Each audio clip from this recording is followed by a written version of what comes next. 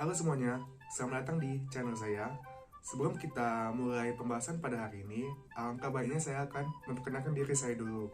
Perkenalkan, nama saya Andi Setiawan, dan saya berasal dari Politeknik Kalteng Riau, tepatnya di Prodi Sistem Informasi, kelas 3 SIC, generasi 18. Baiklah, topik yang akan saya angkat pada hari ini adalah manajemen waktu. Sebelum kita masuk ke dalam materi, alangkah baiknya saya akan membahas singkat dulu mengenai manajemen waktu. Waktu yang kita punya adalah 24 jam dalam sehari untuk bisa mempergunakannya dengan tepat dan efisien menurut kebutuhan masing-masing individu. Hanya saja, tidak semua orang mengerti atau menggunakan waktu yang mereka punya dengan sebaik mungkin, juga bahkan lalai untuk memahami konsep waktu yang berharga. Karena inilah adanya istilah pemberdayaan dan penerapan time management atau manajemen waktu. Oke, secara istilahnya, manajemen waktu merupakan suatu guideline atau panduan yang terdiri dari perencanaan, pengendalian, dan struktural cara menggunakan terhadap seberapa banyak waktu yang kita pakai dan gunakan untuk menyelesaikan suatu pekerjaan. Seseorang individu harus memahami nilai waktu baginya untuk berhasil dalam aspek kehidupan dan pekerjaan. Orang yang membuang waktu adalah orang yang gagal dalam mengatur pola hidup dan identitas mereka sendiri. Pengelolaan waktu yang baik dapat membantu kita untuk meningkatkan kinerja dan karir kita. Pengorganisasian setiap hari membantu kita menyelesaikan pekerjaan tepat waktu, tetap dapat terlibat selama rapat penting, dan memberi kita ruang waktu untuk menjadi kreatif serta proaktif dalam tugas-tugas yang kita kerjakan. Memiliki keterampilan manajemen waktu yang kuat pada akhirnya dapat mengarahkan kita kepada pencapaian tujuan utama dan memajukan posisi kita. Baiklah, kita akan masuk ke pembahasan pertama mengenai pengertian manajemen waktu. Manajemen waktu adalah proses perencanaan dan pengadilan secara sadar terhadap waktu yang dihabiskan untuk kegiatan tertentu, terutama untuk meningkatkan efektivitas, efisiensi, dan produktivitas. Cara ini juga melibatkan tindakan menyeimbangkan berbagai tuntutan terhadap seseorang yang berkaitan dengan pekerjaan, kehidupan sosial, keluarga, hobi, minat pribadi, dan komitmen dengan keterbatasan waktu. Menggunakan waktu yang efektif memberi seseorang kelebihan juga pilihan untuk mengelola kegiatan menurut keputusan dan kebijaksanaan mereka sendiri. Oke, manajemen waktu biasanya selalu didukung oleh berbagai keterampilan, alat, serta teknik yang digunakan untuk mengatur waktu ketika menyelesaikan tugas, proyek, dan tujuan tertentu sesuai dengan tanggal deadline atau bisa disebut dengan tempo waktu. Mulanya, manajemen waktu disebut hanya sebatas kegiatan bisnis atau kerja. Tetapi istilah ini kemudian diperluas dengan memasukkan kegiatan-kegiatan pribadi. Kemudian, sistem manajemen waktu adalah kombinasi dari proses, alat, teknik, dan metode yang dirancang sedemikian rupa. Manajemen waktu telah menjadi kebutuhan dasar setiap pengembangan proyek sebagai penentu waktu dan ruang lingkup penyelesaian proyek tersebut. Selain itu, penting juga untuk memahami bahwa perbedaan teknis ini secara struktural dalam manajemen waktu ada karena variasi dalam konsep budaya penggunaan waktu. Oke, selanjutnya kita akan ke topik yaitu manfaat dan fungsi manajemen waktu. Tentu kita tahu kemampuan seseorang dalam mengatur waktu secara efektif akan sangat berperan penting dalam segala hal, karena penggunaan waktu yang baik akan membawa pada peningkatan efisiensi serta produktivitas yang sesuai target dengan lebih sedikit stres ataupun beban yang tidak penting. Kemudian saya akan menjelaskan beberapa manfaat dalam manajemen waktu yang benar. Yang pertama yaitu meningkatkan produktivitas, efisiensi dalam pekerjaan. Sebuah manajemen waktu yang baik akan mampu membawa fokus dan perhatian Anda pada target pencapaian. Anda tidak lagi kebingungan dalam menentukan prioritas jika Anda mempunyai manajemen waktu yang tersusun baik. Kemudian, meningkatkan kepuasan pekerjaan dan peningkatan peluang, yaitu pekerjaan yang selesai tepat waktu dan tentu sesuai akan menambah rasa puas secara pribadi dan memberi Anda lebih banyak kelebihan waktu serta peluang untuk mengeksplorasi peluang-peluang yang ada pada lainnya. Oke, manfaat lainnya yaitu mengurangi kadar stres dan tekanan. Dengan pencapaian target pekerjaan dan ketepatan waktu dapat mengurangi beban kerja, stres, juga tekanan. Di samping itu, Anda juga berpeluang untuk merevisi pekerjaan yang Anda rasa kurang memadai dengan lebih cermat tanpa khawatir. Oke, manfaat selanjutnya itu mencapai target dan tujuan. Target yang diinginkan akan lebih cepat terrealisasi dan sasaran yang hendak dituju menjadi jelas serta terselesaikan dalam waktu yang lebih singkat. Oke, sekarang kita akan melanjutkan ke pentingnya keterampilan manajemen waktu. Keterampilan manajemen waktu adalah keterampilan penting karena mereka membantu Anda menyusun pekerjaan Anda dengan cara yang memungkinkan Anda mencapai tujuan. Oke, menyisihkan jumlah waktu tertentu per hari akan membantu Anda menyelesaikan langkah-langkah yang diperlukan untuk membantu pekerjaan, terutama bagi Anda yang memiliki pekerjaan. Anda kemungkinan memiliki beragam tanggung jawab untuk membantu perusahaan mencapai tujuan tertentu.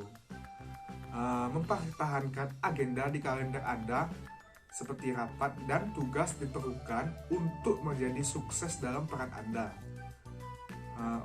Anda sepenuhnya harus didedikasi dan fokus untuk menjalankan keterampilan manajemen waktu yang akan memungkinkan Anda dalam memiliki ruang untuk menjadi kreatif dan lebih aktif mendekati tujuan Anda.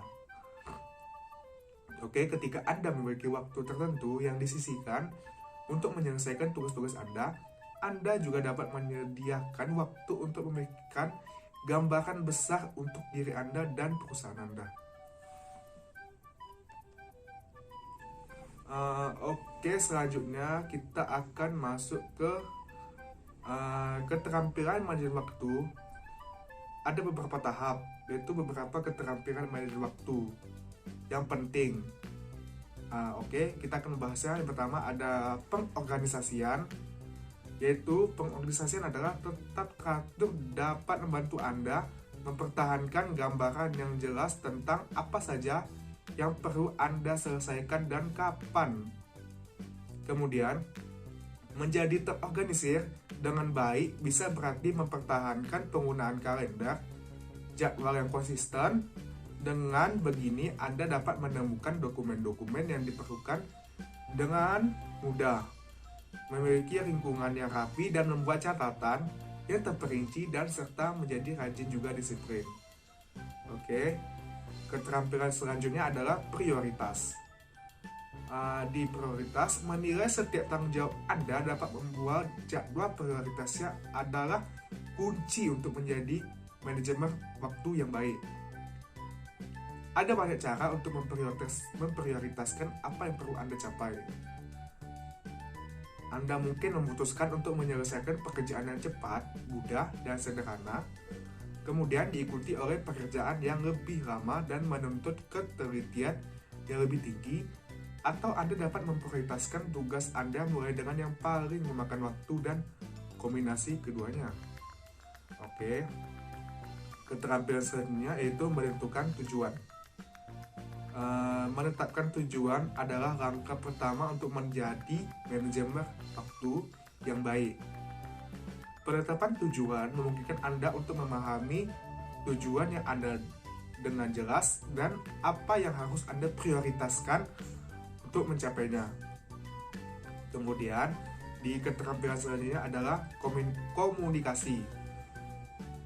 Mengembangkan keterampilan komunikasi yang kuat dapat memungkinkan Anda untuk membuat rencana dan tujuan Anda jelas bagi orang-orang yang bekerja dengan Anda. Anda ini juga mungkin akan mendelegasikan kebutuhan yang memungkinkan Anda lebih fokus menyelesaikan tugas yang paling penting dan relevan yang selaras dengan sasaran Anda. Di keterampilan selanjutnya ada perencanaan. Kemudian, bagian mendasar dari sebuah manajemen waktu adalah perencanaan yang matang. Jadikan efisiensi dalam merencanakan hari Anda, rapat dan bagaimana Anda akan mencapai hal-hal akan bantu Anda tetap pada jadwal Anda. Oke. Di keterampilan selanjutnya ada delegasi atau pembagian tugas. Menjadi pengatur waktu yang baik berarti hanya menyelesaikan pekerjaan yang akan membantu Anda dan perusahaan Anda mencapai tujuan. Meskipun keterampilan ini paling sering dilakukan oleh manajer, Anda juga dapat beralih tugas. Kemudian ada pendelegasian tugas jika Anda mengelola proyek. Latih batasan kemampuan dan pengaturan waktu dengan tidak memasukkan pembagian tugas yang melebihi kapasitas agar semua yang terlibat dalamnya berhasil mencapai tujuan yang sama. Kemudian ada mengendalikan stres. Nah, di sini ketika memperhatikan manajemen waktu yang baik, Anda juga harus memperhatikan keseharian mental Anda, menangani stres dengan cara yang positif dapat membantu Anda tetap termotivasi dan bekerja baik saat menjalani jadwal Anda.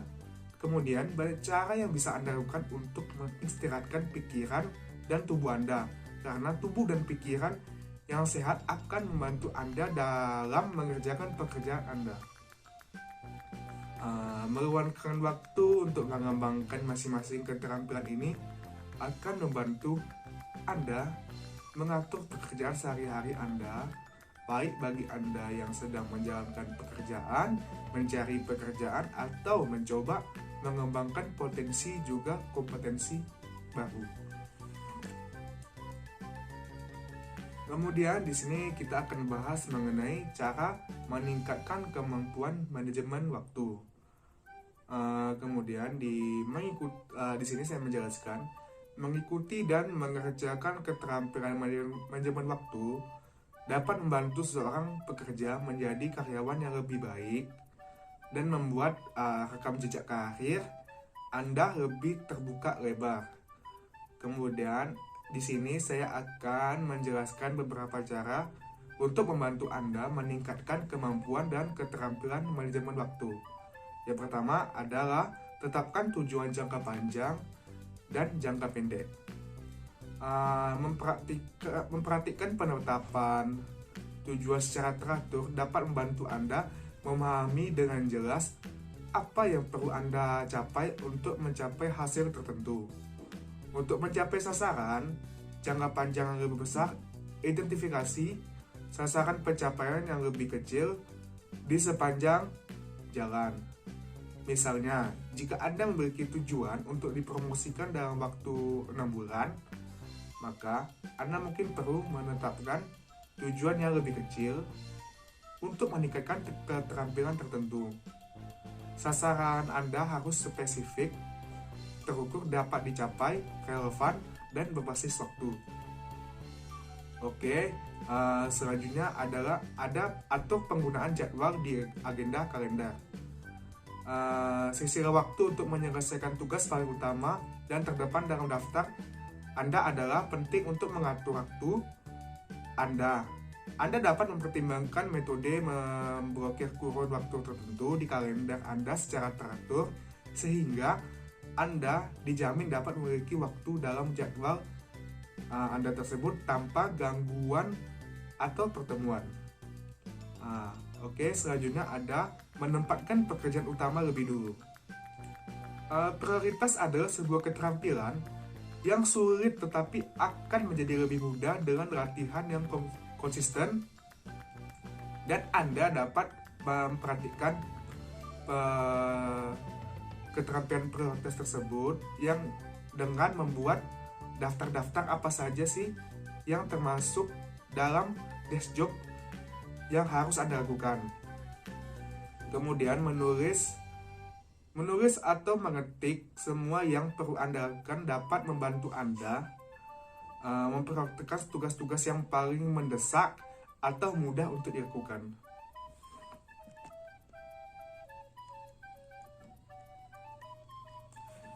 Baiklah, selanjutnya yang terakhir adalah kesimpulan. Tampaknya tidak pernah ada cukup waktu dalam sehari, tetapi karena setiap individu semua mendapatkan 24 jam yang sama. Mengapa beberapa orang mencapai lebih banyak waktu dan berhasil mengerjakan pekerjaan mereka dengan tepat waktu daripada yang lain? Jawabannya adalah satu, yaitu terletak pada kemampuan manajemen waktu yang baik. Oke, orang-orang yang berprestasi tinggi berhasil mengelola dan menerapkan penggunaan waktu mereka dengan sangat baik. Dengan menggunakan teknik manajemen waktu di atas, Anda dapat meningkatkan kemampuan Anda untuk berfungsi lebih efektif. Bahkan ketika waktu Anda terbatas dan mendapat tekanan, manajemen waktu yang baik membutuhkan perubahan penting dalam fokus dari kegiatan untuk mendapatkan hasil nyata, karena menjadi sibuk itu tidak sama dengan menjadi produktif. Kemudian menghabiskan hari Anda dalam hiruk-pikuk aktivitas yang tidak tertata seringkali kurang berhasil karena Anda membagi perhatian Anda di antara begitu banyak tugas yang berbeda tanpa prioritas. Maka manajemen waktu yang baik memungkinkan Anda bekerja lebih cerdas, bukan lebih keras, sehingga Anda dapat menyelesaikan lebih banyak dalam waktu yang lebih singkat. Baiklah, sekian dari penjelasan pada hari ini. Mohon maaf jika ada salah kata ataupun salah penyampaian. Semoga dengan materi yang diberikan dapat menambah wawasan yang menonton. Sekian dari saya, Adi Setiawan, G18 3 SIC, Sistem Informasi. Sampai jumpa.